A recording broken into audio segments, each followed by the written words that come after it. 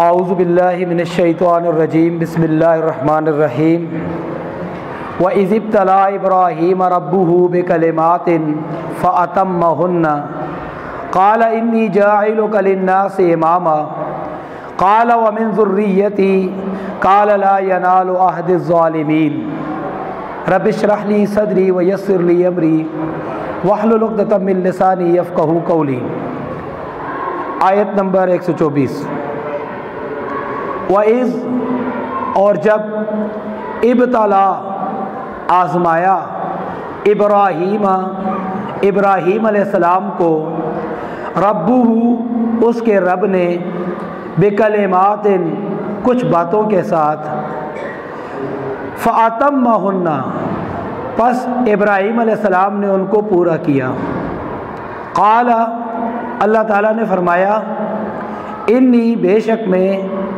جاعلوں کا بنانے والا ہوں آپ کو للناس سے لوگوں کے لیے امام رہنما۔ قال ابراہیم علیہ السلام نے کہا وَمِن ذُرِّيَّتِي اور میری اولاد سے۔ قال اللہ تعالیٰ نے کہا لا ینال نہیں پہنچتا عہدی میرا عہد الظالمین ظالموں کو۔ عزیز طلبہ، شروع سے لے کر یہاں تک تقریباً اللہ تبارک و تعالیٰ نے 4 قسم کے گروہوں کا ذکر کیا ہے، 4 قسم کے عقائد کے لوگوں کا ذکر کیا ہے۔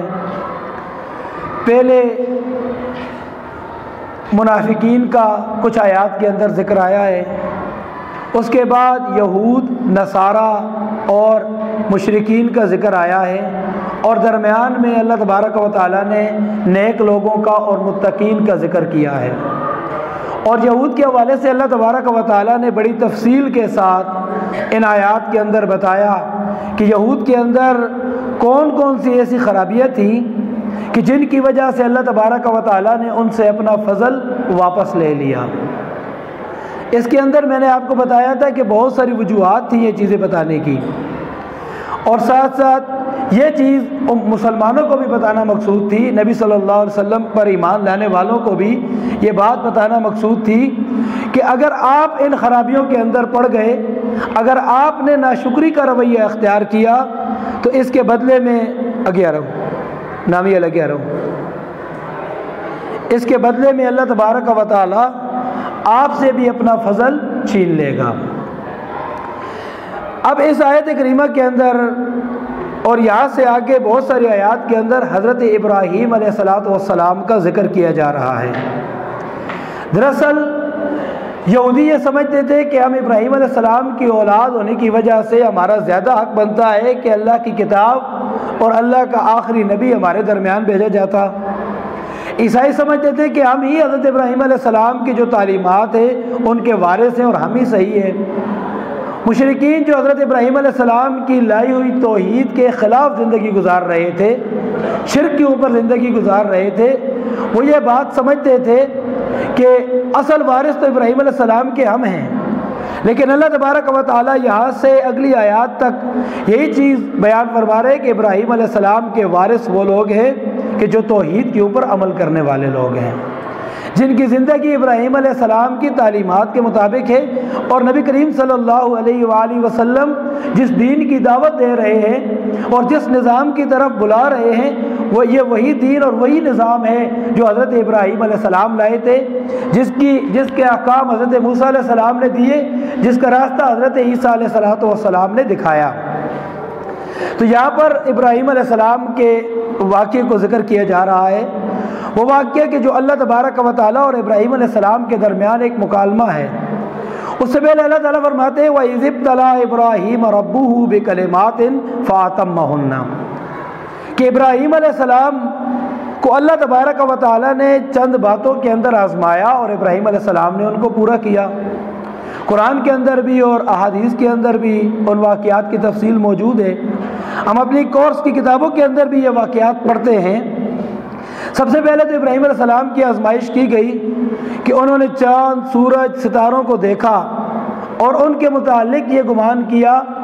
کہ جس طرح ان کی قوم ان کی عبادت کرتی تھی، انہوں نے سوچا کہ یہ میری قوم ان کی عبادت کرتی ہے تو میں بھی ان کی عبادت کروں، ہو سکتا ہے یہ میرا رب ہو۔ لیکن چاند اپنے وقت پر اتر گیا، غروب ہو گیا، سورج اپنے وقت کے اوپر غروب ہو گیا، اسی طرح ستارے اپنے وقت کے اوپر بے نور ہو گئے، تو ابراہیم علیہ السلام سمجھ گئے کہ یہ میرے رب نہیں ہو سکتے، جو اپنی زندگی نہیں بڑھا سکتے، جو اپنے آپ کو نہیں بچا سکے، وہ میری کیا مدد کریں گے۔ میرا رب تو ایسا ہونا چاہیے کہ جو ہمیشہ سے اور ہمیشہ رہے۔ یہ پہلی آزمائش تھی ابراہیم علیہ السلام کی، اور ابراہیم علیہ السلام نے اس کو پورا کیا۔ پھر دوسری آزمائش کہ ابراہیم علیہ السلام نے بتوں کو توڑا، انہیں آگ کے اندر پھینکا گیا، اور ابراہیم علیہ السلام کو جب آگ کے اندر، لوگ تو کہتے ہیں آگ کے اندر پھینکا گیا، لیکن علامہ اقبال رحمۃ اللہ علیہ کہتے ہیں کہ ابراہیم علیہ السلام خود کود گئے آگ کے اندر، بے خطر کود پڑا آتش نمرود میں عشق، عقل ہے میوے تماشائے لبے بام ابھی، کہ عقل تو سوچ رہی تھی کہ اس آگ کے اندر گرا جائے یا نہ گرا جائے، لیکن ابراہیم علیہ السلام کا دین کے ساتھ، اللہ کے ساتھ عشق کا یہ عالم تھا کہ خود آگ کے اندر کود گئے۔ حالانکہ آگ انسان کو جلاتی ہے، لیکن ابراہیم علیہ السلام نے جب ثابت قدمی دکھائی، جب ڈٹ گئے اس مسئلے کے اوپر کہ اللہ ایک ہے اور میں نے اللہ کی عبادت کرنی ہے، اور میں نے سارے لوگوں کو یہ سمجھانا ہے کہ یہ بتوں کی عبادت چھوڑ دو اور اللہ کی عبادت کرو، اس کے بدلے میں انہیں پتا تھا کہ مجھے آگ کے اندر پھینکا جائے گا، خود آگ کے اندر کود گئے اور لوگوں کو دکھا دیا کہ حق کے اوپر چلنا اور اس کے اوپر ثابت قدم رہنا یہ حق والوں کی نشانی ہے۔ تو یہ آزمائش بھی ابراہیم علیہ السلام کے اوپر آئی، اور پھر اللہ تعالیٰ نے انعام کے اندر ابراہیم علیہ السلام کے لیے آگ کو ٹھنڈا کر دیا، اور ساتھ یہ بھی فرمایا کہ آگ اتنی ٹھنڈی نہ ہو جانا کہ ابراہیم کو سردی لگنے لگے، اور جب آگ بجھی تو ابراہیم علیہ السلام اس میں سے زندہ و سلامت نکل آئے۔ یہ بھی اللہ تبارک و تعالیٰ کی طرف سے آزمائش تھی۔ پھر گھر کو چھوڑ دیا، اپنے عزیز و اقارب اور رشتہ داروں کو چھوڑ دیا، اور سب کو چھوڑ کر اپنی فیملی کو، اپنے بچے کو، اپنی بیوی کو عرب کے ایسے علاقے کے اندر جہاں نہ پانی تھا، نہ گھاس تھا، نہ سایہ تھا، نہ رہنے کے لیے کوئی جگہ تھی، نہ حفاظت کا کوئی انتظام تھا، اللہ کے حکم پر حضرت اسماعیل علیہ السلام اور اپنے اسماعیل علیہ السلام کی والدہ کو چھوڑ کر چلے گئے۔ پھر ابراہیم علیہ السلام نے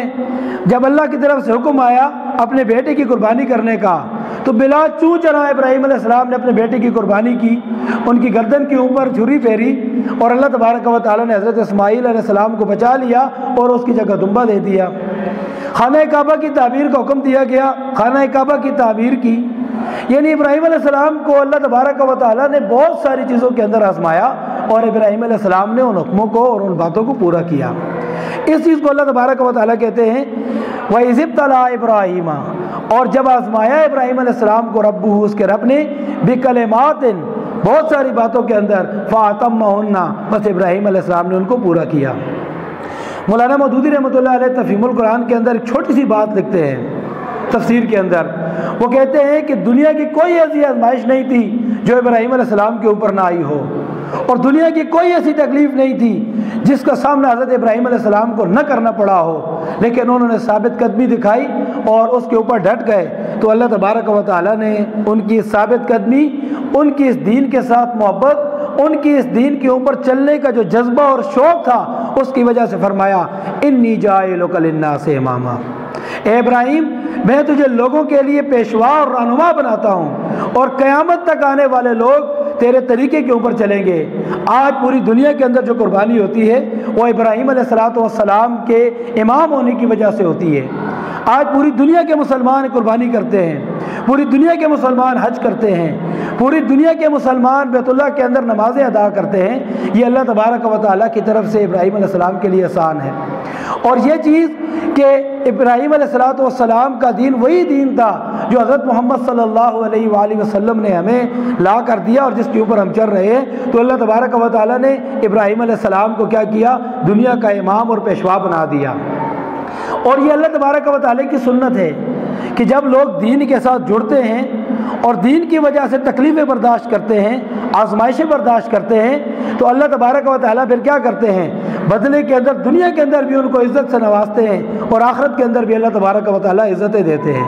یہ اللہ تبارک و تعالیٰ کی سنت ہے کہ جب کوئی بندہ شیطان کا راستہ چھوڑ کر، شیطان کے ساتھ دشمنی کر کے اللہ تبارک و تعالیٰ کا ہو جاتا ہے، اللہ کے دین کے ساتھ جڑتا ہے، تو اس کے اوپر آزمائشیں آتی ہیں، اللہ تعالیٰ آزماتے ہیں۔ جب ابراہیم علیہ السلام کو آزمایا گیا، جب نبی کریم صلی اللہ علیہ وآلہ وسلم اور صحابہ کرام رضواناللہ عنہم اجمعین کو آزمایا گیا، تو پھر ہر بندے کو آزمایا جاتا ہے کہ آیا یہ دین کے معاملے کے اندر کسی جذبے کے تحت آ کے جذبات کے تحت کہہ رہا ہے، یہ واقعی یہ دین کے ساتھ محبت کرتا ہے اور اس کے لیے قربانی دینے کا جذبہ رکھتا ہے۔ تو جب بندہ اس آزمائش میں پورا اترتا ہے تو اللہ تعالیٰ نے ابراہیم علیہ السلام کو کیا فرمایا؟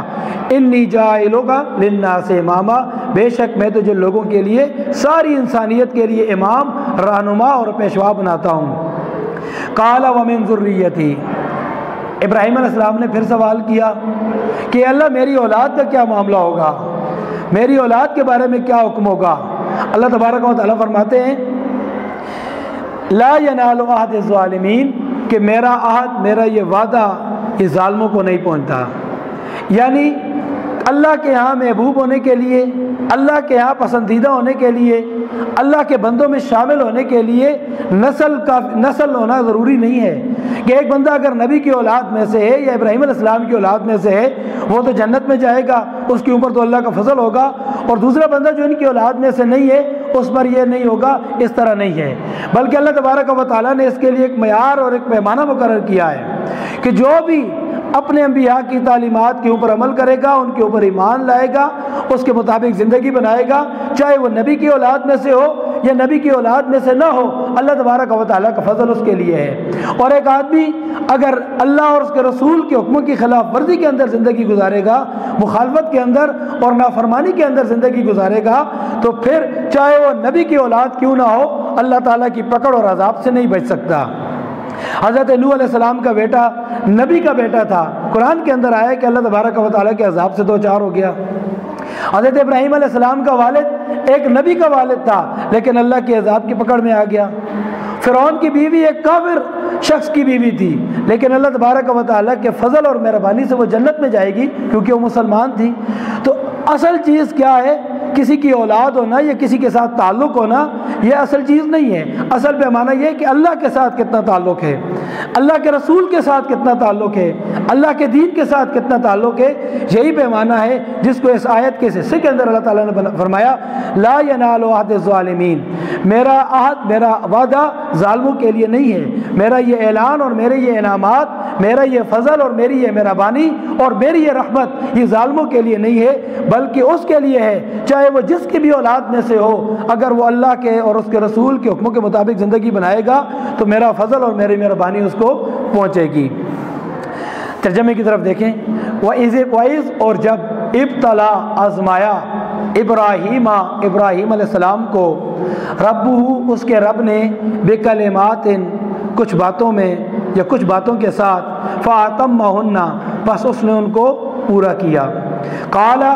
فرمایا اللہ تعالیٰ نے انی بے شک میں جاعلک آپ کو بنانے والا ہوں للناس سے لوگوں کے لیے اماما رہنما۔ قال ابراہیم علیہ السلام نے کہا ومن ذریتی اور میری اولاد میں سے۔